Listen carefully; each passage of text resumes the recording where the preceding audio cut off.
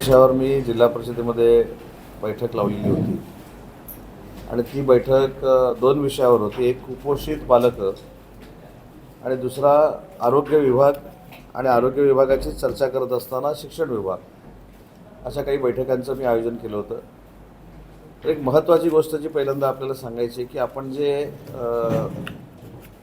काही गैरसमजातनं 632 कुपोषित बालकं आहेत अशा पद्धतीची एक चर्चा करतोय, तर ती थोडी बरोबर देखील आहे आणि थोडी चूक देखील आहे. खरी कुपोषित बालकं जी आहेत आपल्या जिल्ह्यामध्ये, जी एकदम सिव्हिअर याच्यामध्ये आहेत, ती फक्त 38 आहेत.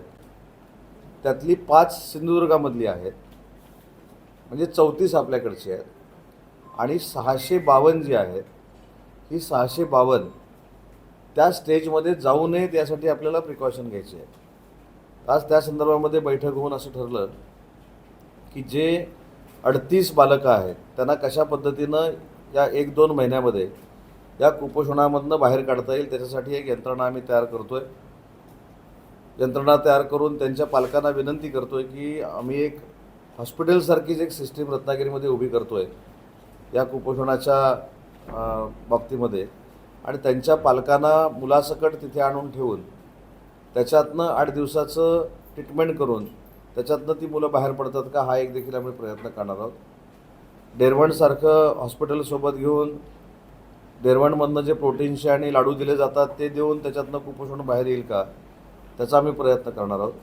आणि DPCमधनं काही फंड देऊन औषधं किंवा पोषण आहार देऊन तिथनं ती स्टेज बदलता येईल का, हा आम्ही प्रयत्न करणार आहोत.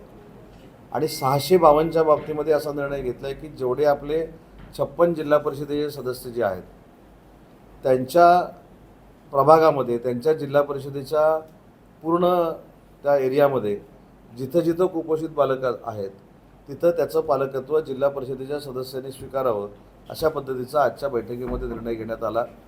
त्या पद्धतीनं प्रशासन काम करेल आणि वर्षभराच्या आत जो आकडा वाढलेला आपल्याला दिसतो तो 50% कमी करण्याचा निर्णय आजच्या बैठकीमध्ये झाला आहे आणि अजून 6-7 महिन्यानंतर त्याची प्रोसिजर सुरू होईल.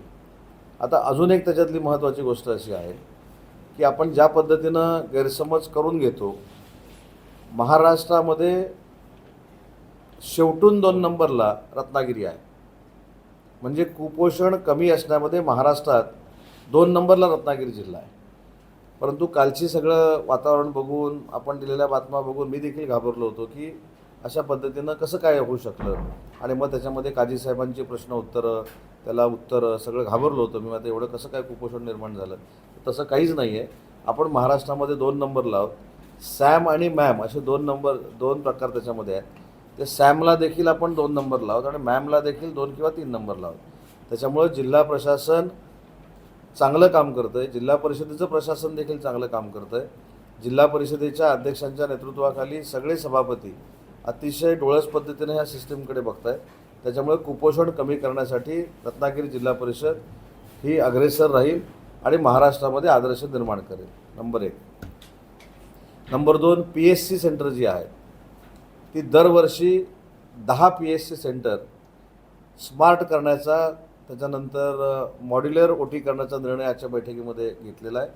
आणि सुरुवातीला 10 कोटी रुपये जिल्हा परिषदेला द्यायचा निर्णय आम्ही घेतलेला आहे.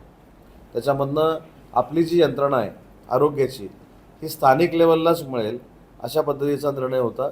जास्तीत जास्त नॅचरल डिलिव्हरी झाल्या पाहिजेत, त्याच्यावर भर दिला गेला पाहिजे, अशी देखील चर्चा आमच्या बैठकीमध्ये झाली. तिसरी जी बैठक झाली त्याच्यामध्ये शालेय शिक्षणासाठी ज्या खोल्या लागतात त्या किमान 200 ते 250 खोल्या नव्यानं बांधण्याचा निर्णय आमच्या बैठकीमध्ये घेण्यात आलेला आहे. आणि पहिला 15 ते 20 कोटी रुपयाचा टप्पा हा जिल्हा परिषदेला देण्याचा निर्णय देखील आजच्या बैठकीत झालेला आहे.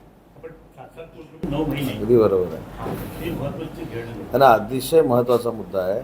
आणि त्याच्यापेक्षा अजून एक सांगतो की वजन कमी आहे याच्यापेक्षा त्याला आपण काय म्हणतो, प्री मॅच्युअर्ड बेबी किंवा प्री मॅच्युअर्ड डिलिव्हरी ज्यावेळी होते त्यावेळी ह्या सगळ्या गोष्टी निर्माण होतात. ह्याच्यामध्ये स्थलांतरित बालकं देखील आहेत.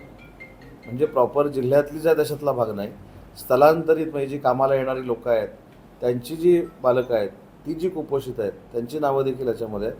परंतु ती देखील महाराष्ट्रातलीच जनता आहे, भारतातलीच जनता आहे. त्याच्यामुळे त्या मुलांना देखील संरक्षण देणं हे आमचं कर्तव्य आहे. त्या भावनेतनं आज आम्ही निर्णय घेतलेला आहे. ते अवेअरनेस क्रिएट करणं देखील गरजेचं आहे. मला आज अधिकाऱ्यांनी असं सांगितलं, प्रॅक्टिकली ग्राउंडवर काम करणाऱ्या जिल्हा परिषद सदस्यांनी सांगितलं, मॅडमने देखील सांगितलं मला, आणि सभापती मॅडमने देखील सांगितलं की ज्यावेळी कुपोषित बालक झालेलं आहे हे जेव्हा लक्षात येतं त्यावेळी आईवडिलांना आणि मुलाला हॉस्पिटलमध्ये आणून ठेवून ट्रीटमेंट देण्याची एक योजना आपल्याकडे आहे.